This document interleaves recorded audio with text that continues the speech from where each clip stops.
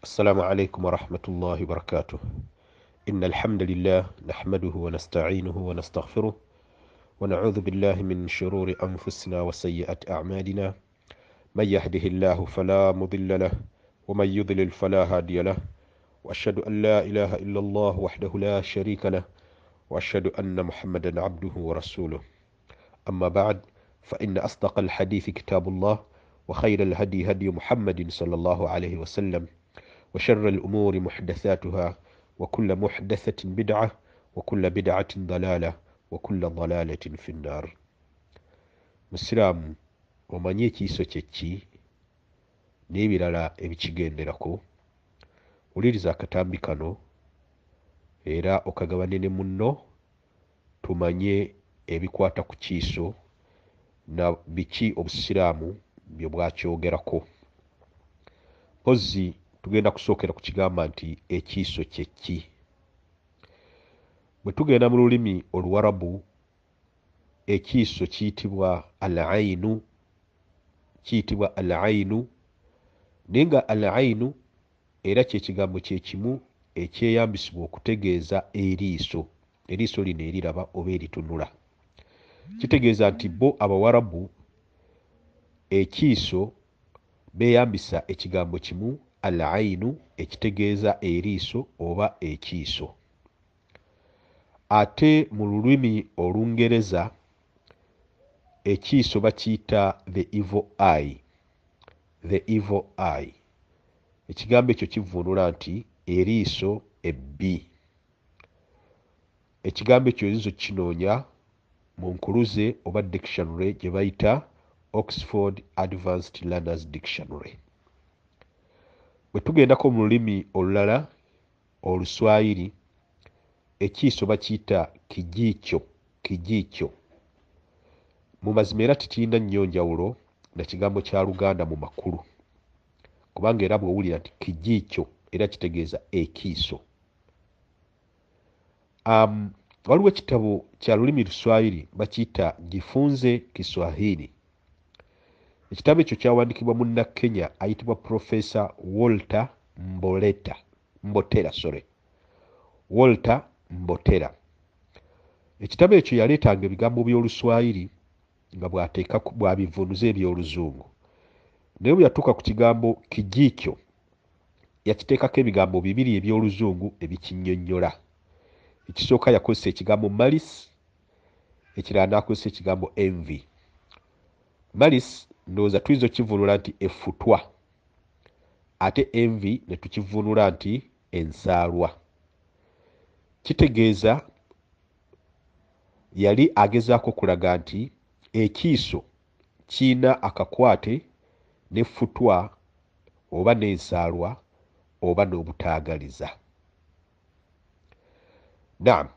Ate bwe tudda mu dictionary eyitibwa Oxford Advanced Learners Dictionary, bo bwe baali bannyonnyola ekigambo the evil eye ekitegeeza nti eriiso bbi, baakinnyonnyola bwe bati mu lulimi Olungereza: the magic power to harm somebody by looking at them.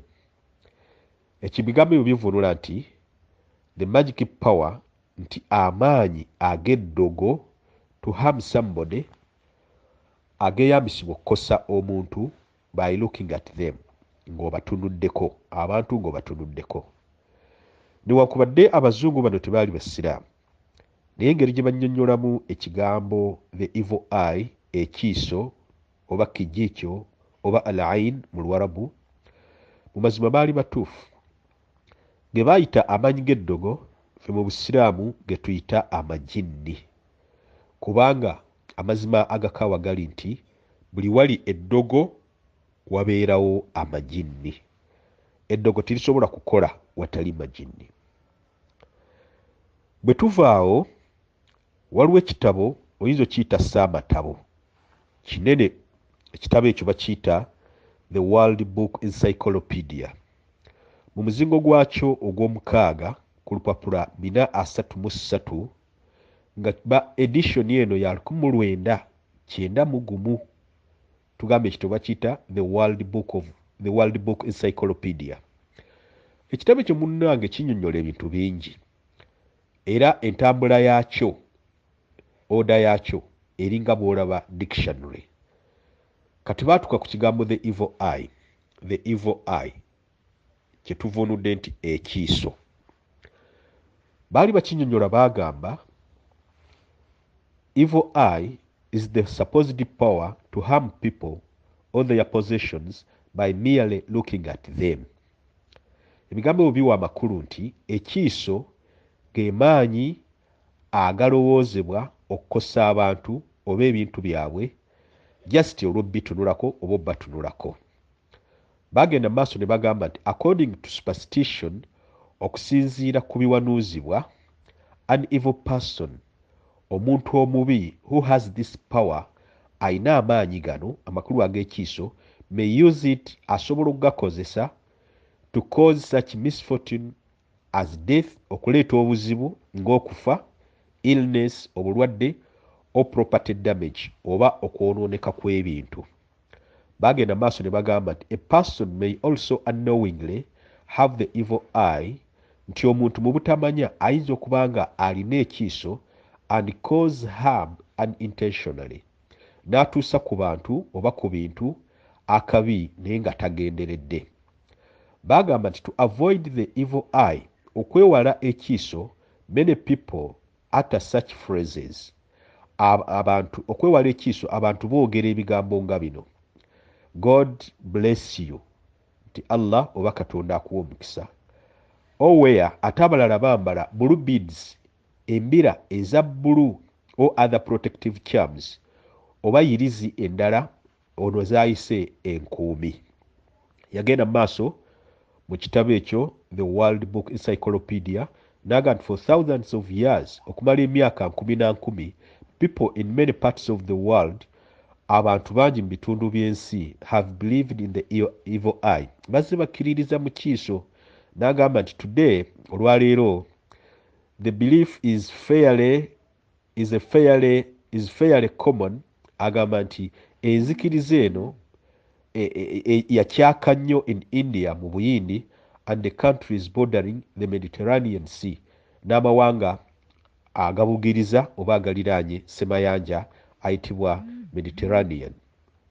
Ebigambo ebyo biri mu kitabo kye bayita The World Book Encyclopedia. Mu byo bye boogedde, tusanyuse nnyo bwe bakkiriza nti ekiiso gye kiri. Ate era tusanyuka nnyo nga ffe Abasiraamu okugamba nti mu bantu mulimu agamba nti ng'oyagala okukuuma munno aleme kubwa kiiso, gamba nti God bless you. Mu mazima ekyo kyennyini Nabbi kye yatugamba sallallahu alaihi wasallam. Yatugamba mu hadithi entuufu nti idha raa ahadukum min akhihi shay'an yu'jibuhu, singa omu alaba ku muganda we ekintu ne kimusanyusa, falyad'u lahu bilbaraka, amusabirenga omukisa. Amakulu shaitaani zitegeere nti omuntu oyo omwagaliza kirungi, naye bw'osirika busirisi n'oyogera kino nti nga wafuna ffe tuli bubi, shaitaani zimukosa. Mpozi bino bye boogedde si bituufu. Bagezezaako okugamba nti okusinziira ku biwanuuzibwa, amakulu nga baagala okusimba ensonga y'ekiiso, bakigambye according to superstition, okusinziira ku biwanuuzibwa, kibanga abalaga nti abakkiririza mu kiiso they are superstitious, ti bantu abakkiririza mu bintu ebiwanuuzibwa obuwanuuzibwa nga edda bye twagambanga nti olwatuukanga mbalabira. Naye Nabbi yagamba sallallahu alaihi wasallam al-ainu haqqun, ekiiso oba the evil eye is a fact, ekiiso ddala gye kiri. Bw'atyo bwe yagamba alladhi la yantiqu anil hawa, atayatula ng'ajja ku kwagala kwe. N'ekyo ekigambo ekyo tetujja kitwala. Ekirala bagambye nti abantu abamu mu kwerinda ekiiso bakozesa embira eza bbulu. Ekyo mu Busiraamu tekikikkirizaako n'akatono. N'ekirala kye bagambye nti oba bakozesa other protective charms, ti oba yirizi enkuumi, nakyo Obusiraamu tebukikkiriza. Kakati ng'oggyeko biri bye tugambye ebifu, ebirala bye boogedde bituufu. Njagala okuva ku kiiso nga ngenda kujuliza Sheikh ayitibwa Dr. oba Dr. Muhammad bin Sulaiman al-Ashqar. Mwana wattu oyo omusajja nzaalwa ye Palestine, simanyi oba akyali mulamu. naye lamma kuntu taliban fi lkuwait nali nkyali mu ggwanga erya kuwait nga nsoma myaka gy'ekinaana kana muhadiran fi jamiati lkuwait yali lecturer mu university ya kuwait simanyi oba akyali mulamu ayina ekitabo kye kyeyawandika bakiyita tafsir al ushir al akhir min al quran al karim era kyavunula ne mu lungereza ne kiyitibwa an explanation of the first tenth of the holy quran mu ekyo ekyolungereza ku lupapula 152 mulimu ebigambo bino ngenda bisoma mu luganda yagamba nti ekiiso kimanyiddwa nti ke kabi akava ku jjinni olw'oyo abaakikukubye yagamba nti kiyitibwa kiiso lwakuba mu liiso mwe kiyita wabula si lwakuba nti eriiso lye livaako obuzibu yagamba nti ekyo kiriwo ekityo lwakubanga ne muzibe asobola okukuba omuntu ekiiso so ng'aba tasobola kulaba sheekh kye yali agezaako okukkaatiriza yagamba nti newankubadde kino tukiyita kiiso abantu basobola okulowooza nti akabi kaba kavudde mu liiso lino eri bali kutunuddeko n'okosebwa nedda akabi kaviira ddala ku mutima gwa muntu oyo omubeera ensaalwa nekitegeeza nti oli ne bw'aba muzibe n'awulira buwulizi nti gundi alina akalungi n'atakwagaliza bulungi ensaalwa eyo gy'alina mu mutima gwe esobola allah asobola okugera n'okosebwa ebirungi byo by'olina bwekyo mbadde njagala kusooka kusimba ekiiso kyeki kyetugenda okuddako okulaba mu kapositi akaddako kijja kuba kigamba nti ensibuko y'ekiiso ebiseera ebisinga guba mutima ogutaagaliza n'olwekyo njagala nve ku nsonga eno nga nsuubira nti ndowooza mukirabye ekiiso ddala gyekiri era tujja kulaba ebirala ebikikwatako subhanaka allahumma bihamdik ashhadu an la ilaha illa ant astaghfiruka wa atubu ilaik wassalamu alaykum wa rahmatullahi wa barakatuh إن الحمد لله نحمده ونستعينه ونستغفره ونعوذ بالله من شرور أنفسنا وسيئات أعمالنا من يهده الله فلا مضل له ومن يضلل فلا هادي له وأشهد أن لا إله إلا الله وحده لا شريك له وأشهد أن محمدا عبده ورسوله أما بعد فإن أصدق الحديث كتاب الله وخير الهدي هدي محمد صلى الله عليه وسلم وشر الأمور محدثاتها وكل محدثة بدعة وكل بدعة ضلالة وكل ضلالة في النار tugenda mu maaso n'omusomo gwaffe ogukwata ku kiiso mu kitundu ekyasooka twalaba ekiiso kyeki naye mu kitundu kino ekyokubiri twagala okulaga nti ensibuko y'ekiiso ebiseera ebisinga guba mutima gwa muntu ogutaagaliza tubadde beegendereza nnyo mu kukozesa ekigambo ekigambye nti ebiseera ebisinga kitegeeza waliwo ebiseera ebitono ate omuntu lwakuba munne ekiiso nga si lwakuba nti tamwagaliza wabula nga allah bw'ati bw'akigeze ekituufu kiri nti singa omuntu aba n'omutima omubi omutima ogutaagaliza banne kalungi singa kamutanda n'akutunuuliza eriiso ery'ensaalwa eriiso ery'obutaagaliza mu mazima osobola okukosebwa gwe kennyini oba mu by'obugagga bwo oba mu bantu bo omuntu bw'aba nga eddaala ery'obwononefu ligenze wala sitaani zitandika omwekuŋŋaanyirizaako era ne zimufuula mikwano gye sitaani bwe zimala okufuula mukwano gwo zikusoma ne zimanya nti kaakati kino mukama waffe akyagala kino takyagala kitegeeza bwe zimanya ky'oyagala ziba zikikwagaliza bwe zimanya ky'otayagala era ziba tezikyakwagaliza kitegeeza era bwe zimanya nti muntu gundi tomwagaliza kalungi nazo ziba tezikamwagaliza era kova ekigambo ekibi zimukosa mwana wattu allah yagamba mu quran mu suratu ash-shu'ara aya 221 ne 222 yagamba nti hal unabbiukum abange mbabuulire ala man tanazzalu shayatin sitaani bezikkako mbababuulire Allah n'agamba nti tanazzalu ala kulli affaakin athim, zikka ku muntu nga mulimba nnyo ate omuntu era ne zikka ku muntu nga mwonoonefu nnyo. Amakulu sitaani zikolagana n'abantu babi, Allah kyategeeza mu aya eyo.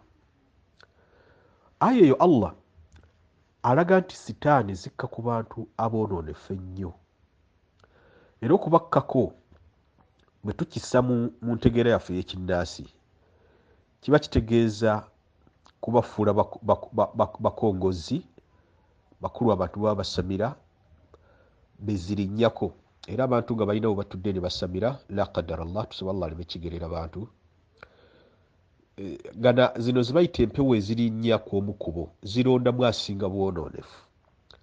Ng'era bwe yali nkola ya Allah tabaraka wa ta'ala nti n'obubaka bwe bwakkanga kwasinga bulongoofu, kati n'obwa sitaani bukka ku muntu asinga bwonoonefu. Ekyo Allah kyayogedde mu Qur'an nti sitaani zikka ku bantu abakyamu ennyo. Ate mu suratu Az-Zukhruf aya 36 Allah yagaa nti waman ya'ashu an dhikri rrahman, yenna ava ku nsonga y'okujjukira Allah oyo omusaasizi, amakulu n'amuvaako tamusinza n'akola bikyamu, nuqayyid lahu shaitaana, tumuteera sitaani. Amakulu tetumuwa bukuumi bwakwerinda sitaani, tuzimuteera, bwe zijja tafuna bukuumi. Si ffe tuzisindika initially, naye bwe ziba zisazeewo okujja tetumuwa bukuumi. Fahuwa lahu qarin, sitaani omuntu oyo n'abeera mukwano gwazo, oba sitaani n'ebeera mukwano gwazo. Mu aya eyo Allah alaga nti bw'akuvaako, Allah bw'omuvaako naye ng'akuvaako. Allah okukuvaako kiba kitegeeza kukuggyako bukuumi bwe obw'enjawulo, sitaani ne zikwezza. Era ekyo Allah kye yayita okukuteerawo sitaani, nesigamba nti yazisindika. Kati kitegeeza omuntu bw'abanga yeekutte ku Allah, sitaani bwe zijja omulumba, Allah amuwa obukuumi. Niwe abanga teyeekutte ku Allah, sitaani bwe zijja takuwa bukuumi. Kaakati tugezaako okugamba nti omuntu ng'abadde n'omutima omubi, era oyo yaba omwononefu, Allah n'abanga teyamuwa bukuumi bumutangira sitaani kumuliraana, sitaani ezo zikuliraana era ne zikufuula mukwano gwo. Nga bwe tugambye zikusoma ne zimanya ky'oyagala ne ky'otayagala. Kati kitegeeza bw'onaaba olina gw'otayagaliza kalungi, zijja kumanya nti munnaffe ono omuntu tayagaliza oli kalungi, era bw'onaava ekigambo ekibi ku muntu oyo olw'akalungi k'alina, ze zigenda omukosa. Era kyova olaba bwe tulaba ku bannaffe akalungi, nabbi yatugamba twogerenga bigambo birungi sallallahu alaihi wasallam. Yatugamba mu hadithi entuufu, idha raa ahadukum min akhihi, omu mumwe bw'alabanga ku muganda we, aw min maalihi, oba n'alaba mu maali ye, ma yujibuhu, ekyo kimusanyudde, amakulu nga ku ye n'alaba musajja anyirira bulungi, oba mu maali ye n'alaba nga musajja Allah amugaziyiriza mu byenfuna, falyad'u lahu bilbaraka, ono akirabye asabire oli omukisa. Fa inna al-ayna haqqun, kubanga ekiiso ddala kituufu gye kiri.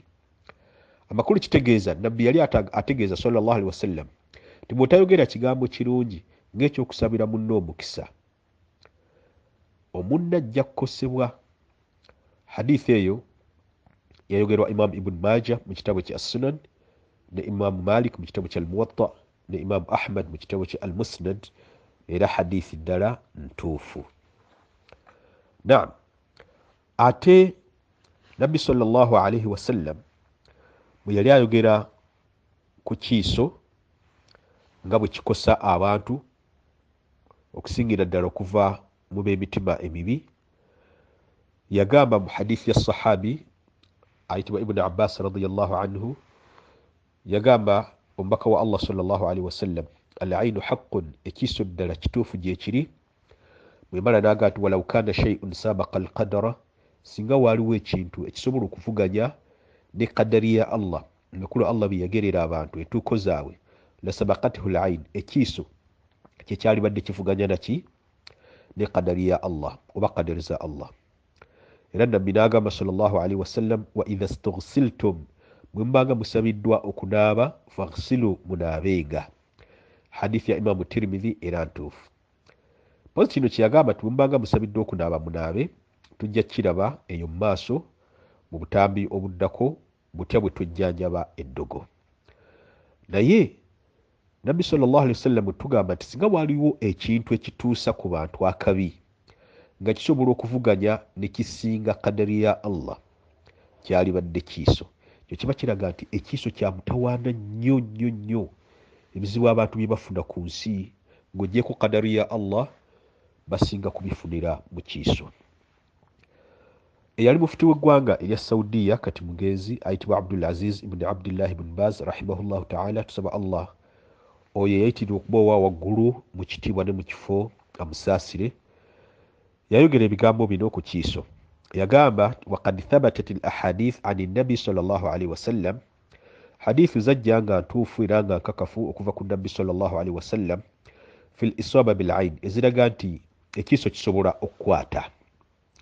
Famin dhalik ma fi sahihain, emukuzo oba ezimukuzo ya hadithi erimu sahihu al-Bukhari ne sahihu Muslim an Aisha, ngiva ku mama waffe Aisha radiyallahu anha, Allah musiime, qalat, mama waffe yagamba Aisha, kana Rasulullah, umbaka yalinga ngamba sallallahu alaihi wasallam, kana Rasulullah yalinga umbaka wa Allah sallallahu alaihi wasallam, ya amuruni nga ndagira an astarqiya min al-ayn, okubanga nejjanjabya ekiiso.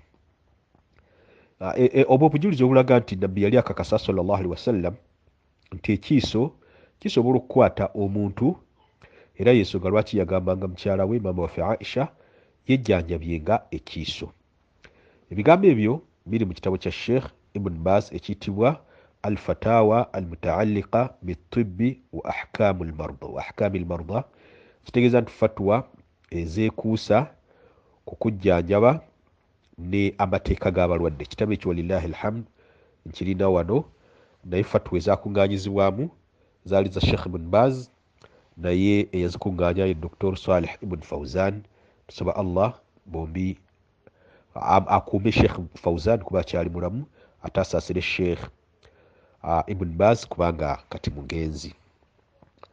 Mpozi okubayitira mu kiiso ngenda kulibaleeterayo hadithi yengenda okubannyonnyoza ebigambo bino kubanga mpanvuko. Lumu nabbi sallallahu alaihi wasallam yali alina waalaga, n'awerekerwako basahaba be omwali Sahal ibn al-Hadaf. Sahabi oyo yali ayitibwa Sahal bun Hunayf, madde erinnya nditaniddwamu. Baatambula okuva e Makka nga bakutte ekkubo eridda, baatambula okuva e Madiina nga badda mu kkubo eridda e Makka. Bwe baatuuka mu kitundu kye bayita Juhfa, kitundu ekyo mulimu oluwonko olubayita Shi'b al-Khirar, sahaba oyo yasalawo agendeko ku bbali anaabe omubiri. Sahaba oyo yali musajja mulungi nnyo era nga mweru mu butonde bwe. Ebyembi yali akyanaaba ne wabaawo amusangiriza, era hadithi eraga nti yali ayitibwa Amir bun Rabi'a, naye yali sahaba yamusanganga anaaba. Bwe yamulaba yagamba nti kyendabye leero sikirabanga. Olwajja bw'ati ekigambo ekyo mu kamwa, sahaba eyali anaaba n'atalantuka n'agwa wansi. Basahaba ensonga eyo bagitegeeza omubaka wa Allah sallallahu alaihi wasallam, era bagimutegeeza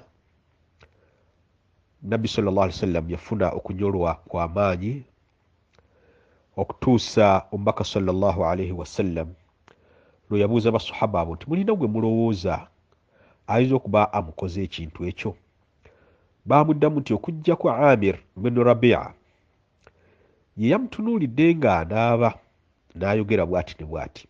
Omubaka sallallahu alaihi wasallam yatumizaawo essaawa eyo bunnambiro baleeteke sahaba oyo era ne bamuleeta mu maaso ge.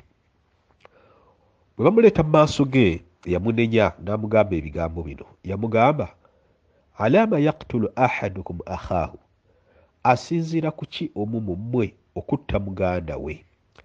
Hala idh ra'aita ma yu'jibuka barakta, singa ono munno bwe wamulabyeko ekikusanyusa wamusomedde busomezi dduwa nti barakallahu fiik, naye tewakikoze. Kwe kwava okuba nti sahaba yafuna obuzibu obwo. Mwana wattu sahabi oyo eyatunula ku munne aveeko atalankutuke agwe wansi yali takigenderedde. Era bwe tusoma ku basahaba abalwana e Badiri naye yalimu. Era kino kye kiraga nti omuntu ayinza okukuba munne ekiiso olumu nga tekivudde ku shaitaani zino ezibaddewo olw'okuba mubi, wabula nga Allah ageze bugezi. Era buno obujulizi obulaga nti n'omuntu omulongoofu asobola okukuba omuntu ekiiso. Era kyovulaba omutwe gw'akatambi kuno twagufudde, twagutuumye nti ensibuko y'ekiiso ebiseera ebisinga guba mutima gwa muntu ogutaagaliza. Mukyo nga tutegeeza nti just biseera bisinga, naye waliwo n'ebiseera ebitono omuntu lwasobola okukuba ekiiso munne nga sigamba nti mwonoonefu era nga mu mazima takigenderedde. Okusinziira ku bujulizi obwo bwe tuleese, tukuutirwa nti tukuumenga nnyo ebintu byaffe ebirungi bye tulina, kubanga buli tubiraalaasa wabawo abantu ab'ensaalwa abayinza otukuba ekiiso ne tukosebwa. Nekirala kye tuyigamu nti omuntu ayinza okuba munne ekiiso naye nga tamanyi. Kati olina kukola otya? Bw'olabanga akalungi ku munno, mu lugoye lwayambadde, mu byobugagga bwe, ku mubiri gwe, gambanga nti barakallahu laka fi kadha wa kadha, Allah akuteera omukisa mu kintu gundi ne gundi, olw'okwewala okukosebwa okwo. Kati biidhnillahi ta'ala mu katambi kaffe akajja okuddako tugenda kulaga akabi akali mu kiiso, naye nga tumaze kati mukana akawedde okulaga nti mu butuufu ekiiso ebiseera ebisinga kiva ku mutima gwa muntu obutaagaliza. Subhanaka Allahumma bihamdik, ashhadu an la ilaha illa ant, astaghfiruka wa atubu ilayk. Wassalamu alaykum wa rahmatullahi wa barakatuh. Inna alhamdulillah nahmaduhu wa nasta'inuhu wa nastaghfiruh wa na'udhu billahi min shururi anfusina wa sayyiati a'malina. Man yahdihillahu fala mudilla lahu wa man yudlil fala hadiya lahu. وأشهد أن لا إله إلا الله وحده لا شريك له وأشهد أن محمدا عبده ورسوله. أما بعد، فإن أصدق الحديث كتاب الله، وخير الهدي هدي محمد صلى الله عليه وسلم، وشر الأمور محدثاتها، وكل محدثة بدعة، وكل بدعة ضلالة، وكل ضلالة في النار. Leero tugenda kutunula ku kabi akali mu kiiso. Akatambi akasooka twalaga ekiiso kyeki, akookubiri ne tulaga nti ebiseera ebisinga omuntu okukuba munne ekiiso kiva ku mutima omubi ogw'ensaalwa ogutaagaliza. Naye katugenda kulaba akabi akali mu kiiso. Sahaba wa nabbi sallallahu alaihi wasallam wa radiyallahu anhu ayitibwa Jabir mutabani wa Abdullah yagamba nti qala Rasulullahi sallallahu alaihi wasallam, omubaka wa Allah yagamba sallallahu alaihi wasallam, al-aynu tudkhilu ar-rajula al-qabra, ekiiso kiyinza okuyingiza omuntu mu ntaana. Ekiiso kiyinza oba kiyingiza omuntu mu ntaana. Wa tudkhilu al-jamala al-qidra, era ekiiso kiyingiza eŋŋamiya mu seffuliya. Hadithi eyo ntuufu gisange mu kitabo Sahih al-Jami' ya namba 1423 ekya Sheikh Muhammad Nasiruddin al-Albani. mwana wattu nabbi sallallahu alaihi wasallam kyeyagamba nti ekiiso kisobola okuyingiza omuntu mu ntaana. Oyinza okwagala okumanya ki kye yali ategeeza. Era ne bwe yagamba nti ekiiso kiyingiza eŋŋamiya mu sefuliya, oyinza okwagala okumanya kye kitegeeza. Tugenda kweyambisa omumanyi ayitibwa Sheikh Abdussalam Wahid Bali okuva mu ggwanga ery'Emisiri. Sheikh amusaasire Sheikh oyo bambi yatuwandikira ebitabo bingi nnyo ebikwata ku majinni, omuli Assarimul Battar, omuli Al-Wiqayatu min al-Jinni wash-Shayatin. Era omwaka oguwedde 2017 namusisinkanako wano mu ggwanga lyattu Uganda, yakyalako wano mu Uganda. Era ne mwebaza n'okumulaga nti nange okubaako ke mmanyi ku bitonde ebyo, nasoma bitabo bye era kyamusanyusa nnyo. Kati Sheikh oyo ayitibwa Abdussalam Wahid Bali bwe yali annyonnyola hadithi eno waggulu, eraze nti ekiiso kisobola okuyingiza omuntu mu ntaana era kisobola okuyingiza eŋŋamiya mu sefuliya. Yagamba bw'ati, yagamba nti walmaana amakulu anna al-ayna, nti ekiiso qad tusibu rajula, kiyinza okukosa omuntu, fataqtulahu, ne kimutta, fayamut wa yudfan fi lqabr, naafa era n'aziikibwa mu ntaana. Makulu ategeeza nti kyekiri nabbi kye yagamba sallallahu alaihi wasallam nti ekiiso kiyinza okuyingiza omuntu mu ntaana. Ate kino nabbi kye yagamba sallallahu alaihi wasallam nti watudkhilu aljamala alqidra, ekiiso kisobola n'okuyingiza eŋŋamiya mu sefuliya. Sheikh Abdussalam Wahid Bali yakinyolwa n'agamba nti watusibu aljamala, era ekiiso kiyinza okukwata ne kikosa eŋŋamiya. Fayushrifu ala almaut, neebanga ebulayo katono okufa. Fayuthbah, neesalwa. Wayutbah fi lqidr, neefumbirwa mu sefuliya. Yakinyonnyola bulungi, Allah amukuume, kubanga omuntu wa bulijjo yaligambye nti engeri gye kiri nti ekiiso kisobola okuyingiza eŋŋamiya mu sefuliya, kiba kitegeeza nti kisobola okugitta ne tugifumba. Kyalibadde ng'ekiraga nti ne tufumba ate efudde yokka. Ne Sheikh agambye nti watusibu aljamala, ekiiso kisobola okukwata eŋŋamiya. Fayushrifu ala almaut, nebulayo katono okufa.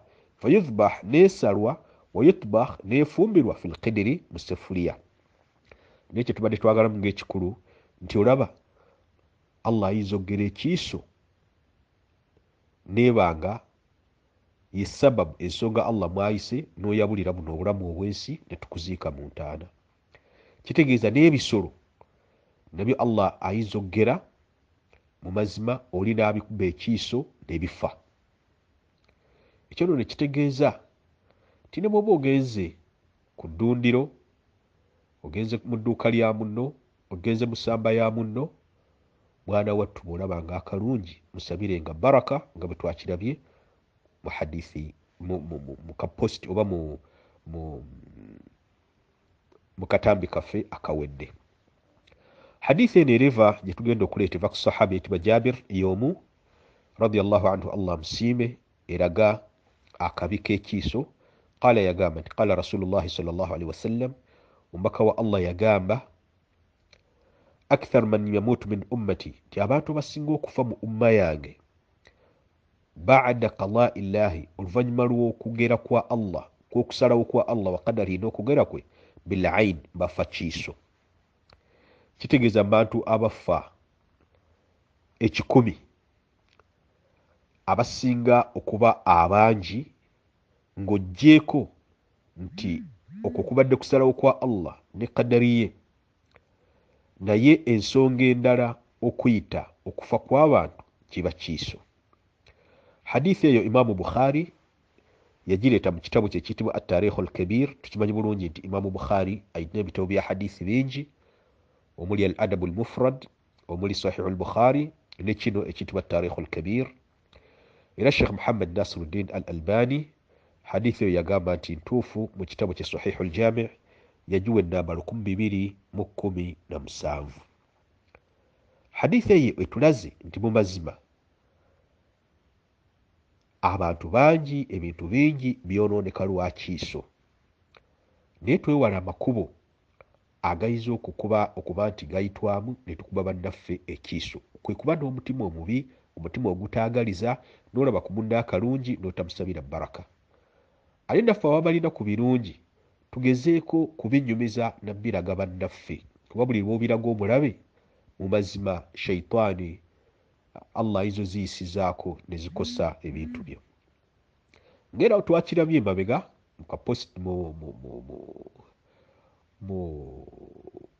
mu post kale kagite post eyokubiri twakirabye nti omuntu ayinza okuba mulongoofu naye n'akuba munne ekiiso oba nga tamanyi. Era edda bajjajjaffe baagambanga nti kamwa kabi kasasiro ganga. Amakulu wava ekigambo gwe neegendereza. Kakkananga omuntu afunye obuzibu bwe bagenda okuvunaana mu b'amateeka ng'oga nti nze siroganga, naye nga kyava ku kigambo kye wafulumya. N'ekyo oyinza okufulumya ekigambo nga waliwo sheitaani embi. Olumu ate ng'eyagala kuleetera gwe buzibu, sigamba nti oli mukwano gwayo, neekosa omuntu oli n'ekigendererwa nti bavunaane mu ggwe. Era abantu bwe mwawuliranga nti gundi mukunguzi, ku kyalo gundi kuliko akakazi kakunguzi, kuliko akasajja kakunguzi, abo baavangamu ebigambo n'olw'obubi bwabwe bwe balina nga sheitaani zaabwe ze zikosa abantu olw'ebigambo ebyo. N'olwekyo hadithi eno etulaze nti mu mazima abantu bangi abatuuka ku bizibu, ku miswiba, naye nga Allah ayisa mu biiso by'abantu. Subhanaka Allahumma bihamdik ashhadu an la ilaha illa ant astaghfiruka wa atubu ilayk. Wassalamu alaykum wa rahmatullahi wa barakatuh. إن الحمد لله نحمده ونستعينه ونستغفره ونعوذ بالله من شرور أنفسنا وسيئة أعمالنا من يهده الله فلا مضل له ومن يضلل فلا هادي له وأشهد أن لا إله إلا الله وحده لا شريك له وأشهد أن محمدا عبده ورسوله. أما بعد فإن أصدق الحديث كتاب الله وخير الهدي هدي محمد صلى الله عليه وسلم وشر الأمور محدثاتها وكل محدثة بدعة وكل بدعة ضلالة وكل ضلالة في النار. Kano ke katambi kaffe namba 4 akali ku kiiso. Mu katambi akawedde twalaba akabi akali mu kiiso. Allah asobola okuyisizaako abantu ne bafa, emmaali neeyonooneka, ebisolo ne bifa, n'ebirala bifaanaganako bwe bityo.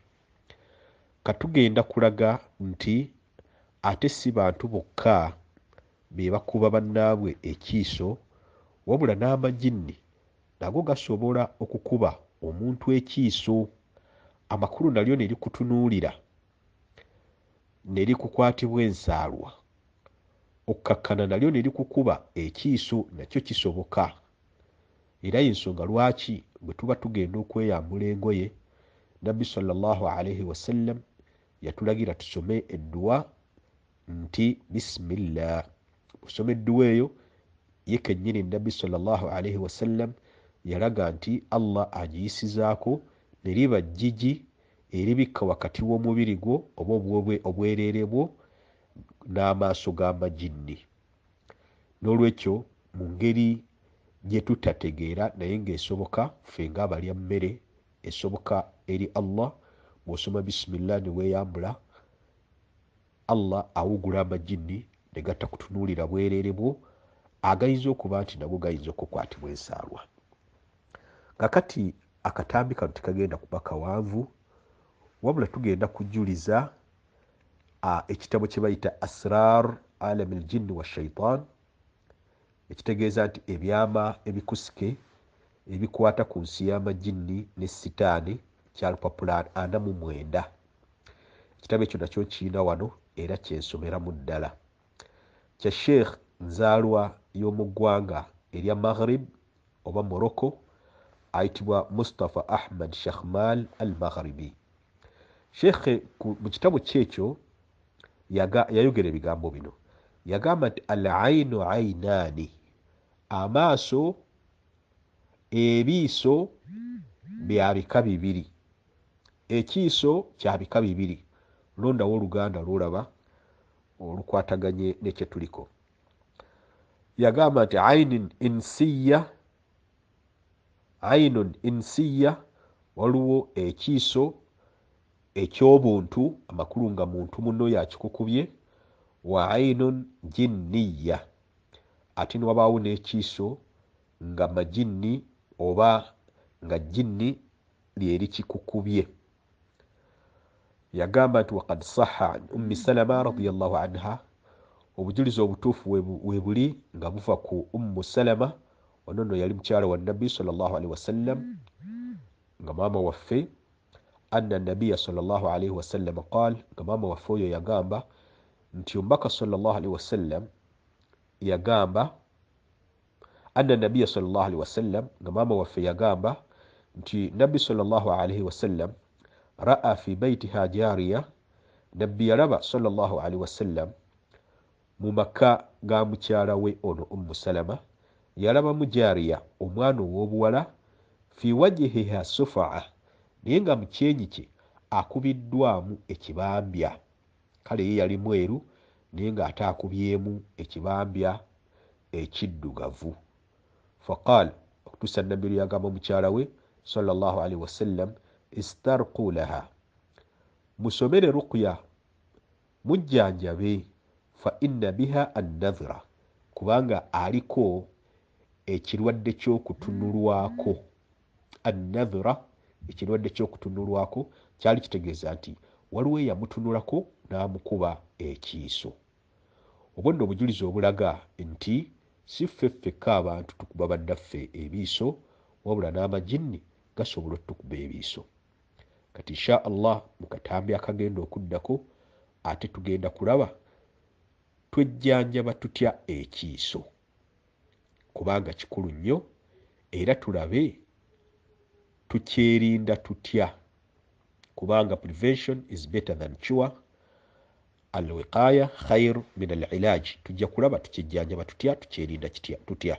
Subhanaka Allahumma bihamdik, ashhadu an la ilaha illa ant, astaghfiruka wa atubu ilaik. Wassalamu alaikum wa rahmatullah. Assalamu alaikum wa rahmatullahi wa barakatuh.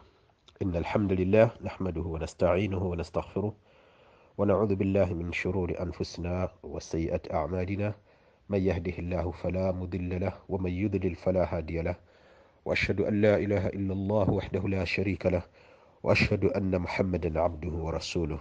أما بعد، فإن أصدق الحديث كتاب الله، وخير الهدي هدي محمد صلى الله عليه وسلم، وشر الأمور محدثاتها، وكل محدثة بدعة، وكل بدعة ضلالة، وكل ضلالة في النار. Kano ke katambi kaffe akagenda okusembayo ku bikwata ku kiiso, ng'omutwe oba emitwe girimu ebiri. Omutwe ogusooka, twekuuma tutya ekiiso. Omutwe omulala zidduwa zitwesomera oba okusomera bannaffe abakubiddwa ekiiso. Wabula tuyinza n'okufunayo omutwe oguli ssaabu omutonotono nga gugamba, manyira ku kinti nina ekiiso, amakulu nkuba abantu ekiiso, era ntegeera ntya nti nze nkubiddwa ekiiso. Nakyo tujja kyogerako. Mpozi kyetugenda okutandikirako gwe mutwe ogugambye nti neekuuma ntya ekiiso.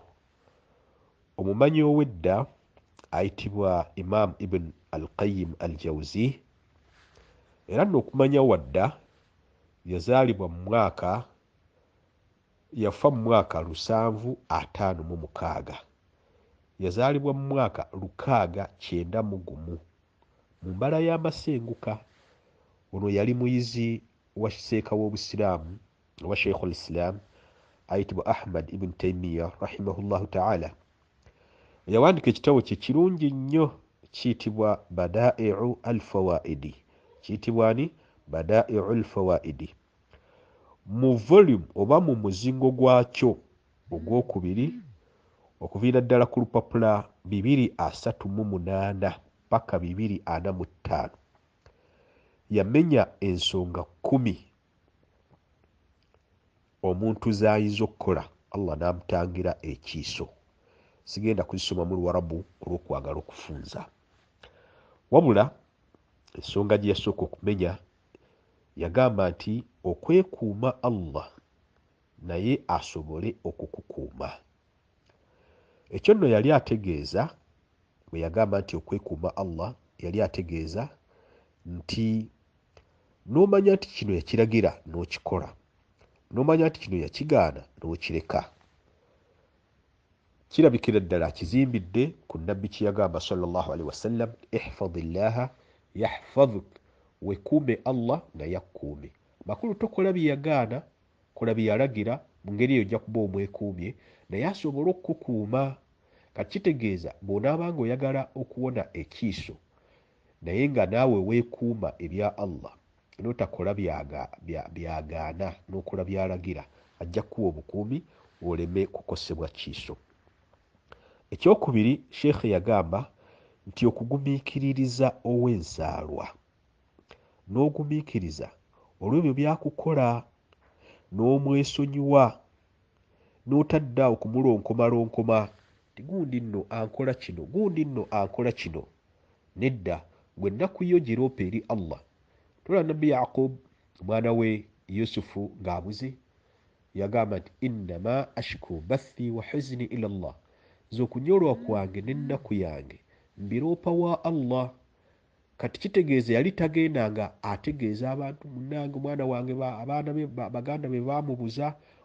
Omusibe ogwo Allah yaba yagugera, eri yaba nsonga busonga, naye togendanga ogamba gundi obanga aloopa Allah.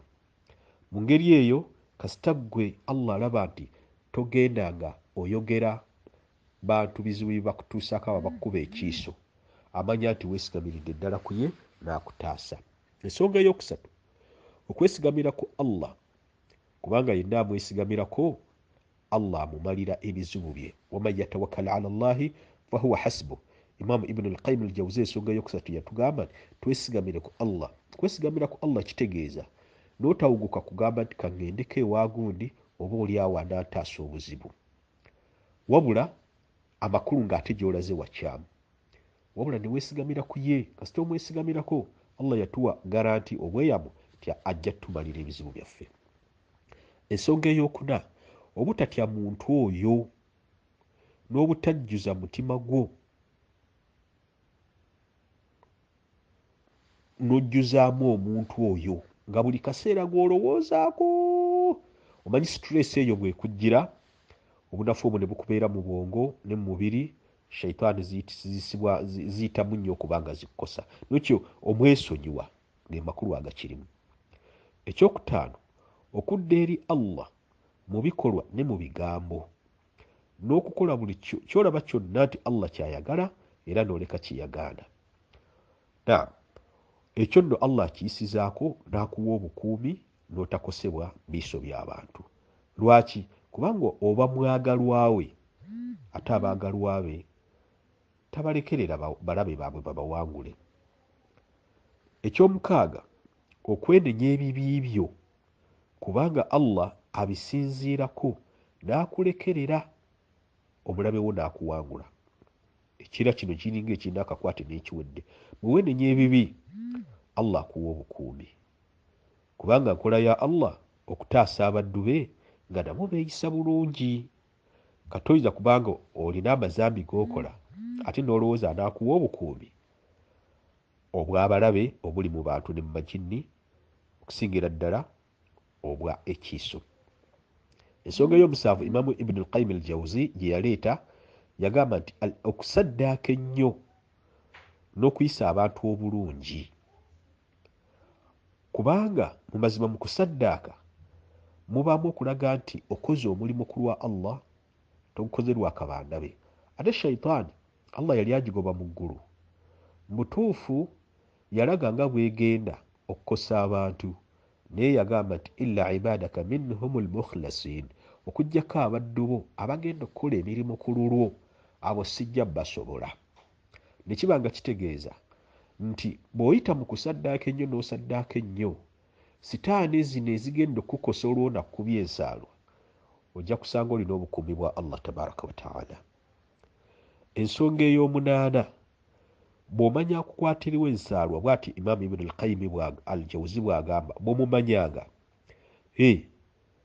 gwe muyisenga bulungi kubanga nabbi yatugamba sallallahu alaihi wasallam ti wa ahsin ila man asaa ilaik gweyisa bulungi akuyisizza obubi butuufu ekintu kino newankubadde kizibu ne Allah akiyisizaako ensaalwa y'omuntu n'etakukwata wabula neekendeera n'okkendeera yadde n'ekiiso ne kitakukosa kuba agenda okulaba omuvugako mu mmotoka yalwadde n'omuweerezaako akantu kitegeeza yakukwatibwa nsaalwa lwakubanga alaba nti ebirungi byo tabiganyulwamu naye bw'alabanga ebirungi byo abiganyulwamu ate ensaalwa tekola ki tayinza nnyo kukwatibwa yadde okukuba ekiiso. Ensonga ey'omwenda okwawula Allah mu butuufu bw'okumwawula awatali kumugattako kintu kirala kyonna. Makulu bw'ofunanga obuzibu ng'obwo nkubiddwa ekiiso oba kale tekinnakkuba naye banga oyawula Allah mu butuufu bw'okumwawula mwawulire mu bikolwa mwawulire mu birowoozo byo mwawulire ne mu bigambo byo Allah akiyisizaako nnyo n'akuwa obukuumi. Eky'ekkumi kye yagamba nti okusaba ennyo Allah akutangire ensaalwa n'ekiiso naddala ng'osoma essuura bbiri suratu al-falaqi ne suratu an-nas. Suratu al-falaqi yetandika qul a'udhu birabbi al-falaq, suratu an-nas yetandika qul a'udhu birabbi an-nas. Mwana wattu essuula ezo zombi nabbi sallallahu alaihi wasallam yazoogerako mu hadithi entuufu eri mu kitabo kya Abu Dawuda nga yalaga nti teri muddu wa Allah duwa gye yali asomye erimu kwekingiriza amakulu erimu etandika na kigambo a'udhu billahi. Zonna z'owulira ezitandika ne a'udhu billahi teri duwa esinga ssuula zino ebbiri. Era olw'okuba nga suratul falaq ekwata ku nsaalwa mwana wattu zisomenga essuula ezo zombi Allah ajja kutangiranga ensaalwa. Tozikomekera kifo, tozikomekera kiseera, tozikomekera mirundi wonna w'oba olizisome. Kakati bwe tutyo bwe twetangira ensaalwa oba ekiiso. Munasonyiwa olumu ngiyita nsaalwa olumu kiiso kubanga ebigambo ebyo byombi mutaradifan olumu biwaŋŋana amakulu agafaanagana. Kakati tukijjanjaba tutya? Eyo ebadde prevention, kwekuuma. Kakati okujjanjaba ekiiso kya mirundi ebiri. Waliwo okunaaba oba okutawaaza okufuna wuzu ku mazzi oyo akikubye ng'akozesezzaako aganaabyeko oba agafunyeeko wuzu naawe bw'omala n'ogafunako wuzu oba n'oganaabako. Maama waffe Aisha radiyallahu anha yatugamba nti kaana yu'maru al-aa'in, omuntu eyakubanga munne ekiiso yalagirwanga, amakulu nabbi yamulagiranga eyakubanga munne ekiiso fayatawadda n'afuna wuzu thumma yaghtasilu minhu al-ma'in, oluvannyuma ono akubiddwa ekiiso n'anaaba ku mazzi ago. Otyo hadithi eyo ya Muslim. Makulu nabbi sallallahu alaihi wasallam bwe yamanyanga nti gundi akubye munne ekiiso ng'amugamba funa amazzi ofune wuzu olekewo ku mazzi ago, kati agaasigalangawo ng'agamba ono aganaabe. Ate era mu hadithi Ibn Abbas nabbi yagamba sallallahu alaihi wasallam al-ainu haqqun, ekiiso ddala kituufu kikosa abantu, walau kana shay'un sabaqa al-qadara, era singa waliwo ekintu ekisobola okuvuganya ne qadari za Allah amakulu okugera kwe la sabaqatihu al-ain, kyalibadde kiiso. Naye nabbi n'agamba sallallahu alaihi wasallam wa idha istaghsiltum faghsilu, bwe mbanga musabiddwa okunaaba munaabenga. Hadithi ya Muslim. Bwe mbanga musabiddwa okunaaba munaabenga kyali kiwa makulu nti bw'okuba munno ekiiso ne tukumanya ne twagala okujjanjaba munnaffe gw'okikubye ne tukusaba nti sooka onaabe mu mazzi ago oba sooka ofuneko wuzu ne munnaaga naabeko oba agafunise wuzu, kkirizanga. Kitegeeza erimu ku makubo ge tuyitamu okujjanjaba ekiiso kukozesa ku mazzi oli g'akozesezzaako. Wabula singa ombuuza kakwate ki akali wakati w'okukozesa ku mazzi ago n'okuwona, nja kugamba nti ekyo Allah kyama yakimanyi. Neffe ng'abakkiriza abasiraamu kyetulagiddwa kyetukola tetubuuliriza kyama na birala ebifaanaganako bwe bityo. N'ekirala nabbi sallallahu alaihi wasallam oli sahaba gutwala bwe yakuba munne ekiiso mu butambi obwayita yamugamba nti igtasil lahu, genda omunaabire ku mazzi ago. Kakati ng'ovudde ku mazzi ate tulina n'edduwa. Edduwa olumu nga ffe tuzeesomera, olulala nga tuzisomera bannaffe. Bw'obanga olaba nti waliwo munno akubye ekiiso, somanga edduwa eno eri mu kitabo kya Imaamu Bukhari. Osomenga nti a'udhu bikalimaati llahi tamma min kulli shaitanin wa hamma wa min kulli ainin lamma. Edduwa eyo w'amakulu nti neekingiriza nga neeyambisa ebigambo bya Allah ebijjuvu, amponye buli sitaani n'ekiwuka eky'obutwa, era amponye n'ekiiso ekikosa. Egamba a'udhu bikalimaati llahi tamma min kulli shaitanin wa hamma wa min kulli ainin lamma. Teriko mirundi nti esatu oba emeka. Gisome emirundi gyonna gy'oba okoze eki, gy'oba oyagadde. Naam, tugenda kuyita mu bufunze. Ate edduwa mpozzi endala z'oyinza okuba nga osomera omuntu akubiddwa ekiiso, oyinza omusomera ku dduwa nga zino. Edduwa eri mu kitabo kya Imam Muslim era ntuufu. Osobola omusomera edduwa egamba nti bisimillahi yuburiika wa min kulli daa'in yashfiika wa min sharri hasidin idha hasada wa sharri kulli dhi ainin. Ewa makulu ki? Bisimillahi yuburiika, Allah akuwonye. Wa min kulli shay'in, wa min kulli daa'in yashfiika, akuwonye buli ndwadde yonna. Wa min sharri hasidin, era akuwonye n'akabi k'omukwasi w'ensaalwa, idha hasada, bw'abanga agikwatidde. Wa sharri kulli aini, wa sharri kulli dhi ainin, era akuwonye n'akabi ka buli muntu wa kiiso. Eyo nayo dduwa nnungi ng'osabira omuntu akubiddwa ekiiso. Oba oyinza omusabira edduwa eno, bisimillahi arqiika min kulli shay'in yu'dhiika wa min sharri kulli nafsin aw aini hasidin Allahu yashfiika. Hadithi eyogera ku dduwa eyo eri mu kitabo kya Imam Muslim era ntuufu. Bisimillahi arqiika, sooka okusoma erinnya lya Allah era nga lyenkujjanjabisa. Min kulli shay'in yu'dhiika, akuwonye buli kintu kyonna ekikuyisa obubi. Wa min sharri kulli nafsin, akuwonye akabi ka buli mwoyo. Aw aini hasidin, oba eriiso lya ekiiso ky'omuntu ow'ensaalwa. Allahu yashfiika, Allah akuwonye. N'edduwa endala nnyingi zendeseeyo. Kakati tumaliriza n'ekigamba, omanyira ku ki nti olina ekiiso era okikuba abantu? Mwana wattu koyinza okimanyira kwe kuba nti bw'oyogera ekigambo oba bw'okwatirwa omuntu ensaalwa akosebwa, bw'oyogerera omuntu ekigambo ekibi n'akosebwa, ng'omanya nti okuba omuntu ekiiso.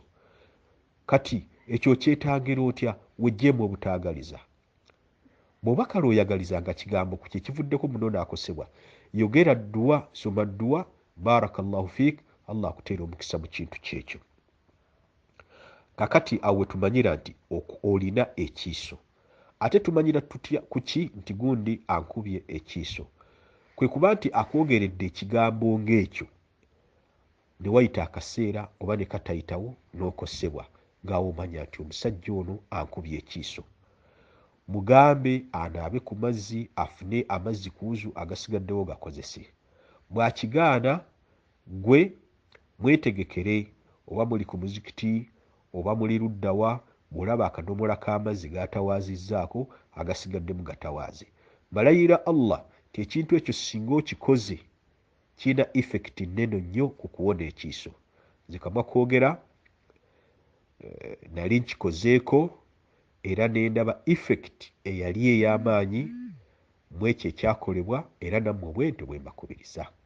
Saagala kusukkakaawo, njagadde okutegeeza abasiraamu nti mu butuufu ekiiso gye kiri, ne tumanya ki ekikireeta era tukijjanjaba tutya. Saagala kusukkaawo, saba Allah afuule ebintu bye tubasomesezza titubasomesezza ku lulwe, era abawe emitima ebibiganyulwamu, era naffe atuweemu empeera. Subhanaka Allahumma bihamdik, ashhadu an la ilaha illa ant, astaghfiruka wa atubu ilaik. Wassalamu alaikum wa rahmatullahi wa barakatuh.